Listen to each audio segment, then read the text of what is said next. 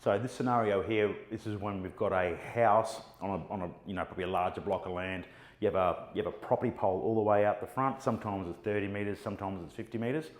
The issue you've got to remember about here when you're putting a battery in on the house is that for the VPP to work, you need, if this main switchboard has more mains going off to a pump or a shed over here, to get the VPP to work, you need to tranche all the way back to the main switchboard to put CTs around there to work.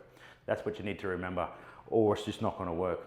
But in a scenario where there isn't a shed, or if there isn't another pump, and there's just one circuit going from here to the subboard, you can put the CT on the line side of the subboard, and you can get the VPP to work, and you can work. But the main thing, every time you see a subboard and a property pole, it flags. You need to take lots and lots of photos of there and look for other circuits, or else it's not going to work. The customer still will be able to get a battery, but they won't be able to get a VPP.